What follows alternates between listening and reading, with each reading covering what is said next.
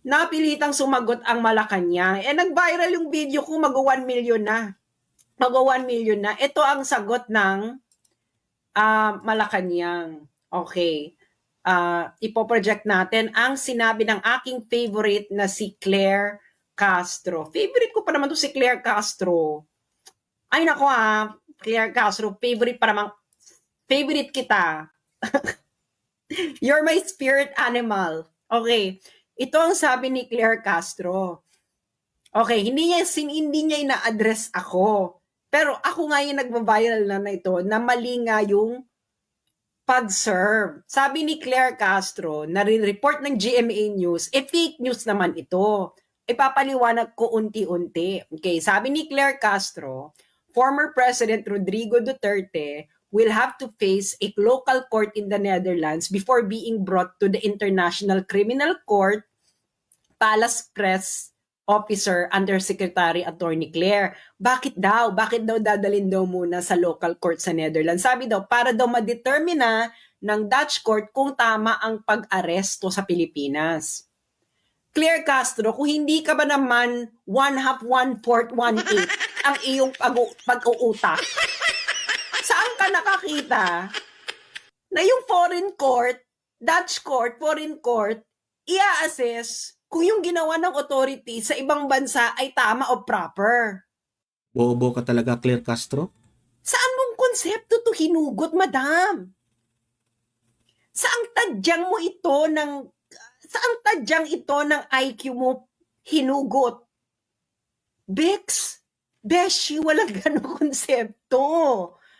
Absolutely not. Nakikita niyo na? Naloloko na kayo, GMA News. Kayo naman nagpapaloko kayo. Tama. Bakit kayo nagpapaloko, GMA News? Akala ko ba ayaw nyo ng fake news? Saan kayo nakakita ng ganon?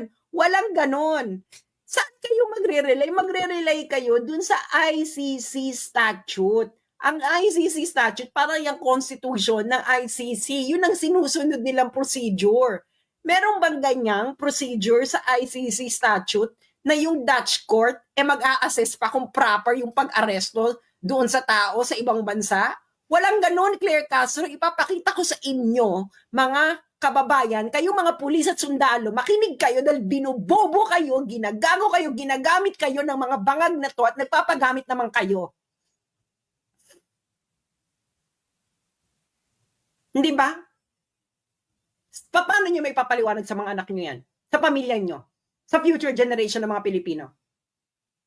Na ang isang dating presidente ng Pilipinas, dating yung commander-in-chief, hinugot ninyo ng ganun-ganun na lang at inilabas ng bansa. At mali pa ang procedure. Diba? Granting. Sa ginagawa ko to, I am thinking na tama sila na may jurisdiction ang ICC sa Pilipinas. So kahit may jurisdiction yung ICC Pilipinas, mali ang ginawa ninyo. Kaya i-share nyo niyo ito sa mga... Kumusta? Si Marvin ulit ito. Mga sundali ninyong kabarkada, kakilala, kapamilya. Dahil malaking kaengotan ito, pambubudol sa mga sundalo at pulis. Nagpabudol naman kayo. At yung mga anti-Duterte dyang lawyer, makinig kayo dahil ililibing ko na lahat ng legal hallucination ninyo sa mga tadyang na mga bababa ninyong IQ. Makinig kayo ha. Makinig kayo. Okay. Tama ba ang sinabi ni Claire Castro na ipaprocess pa raw ng Dutch court at i-assist ng Dutch court tama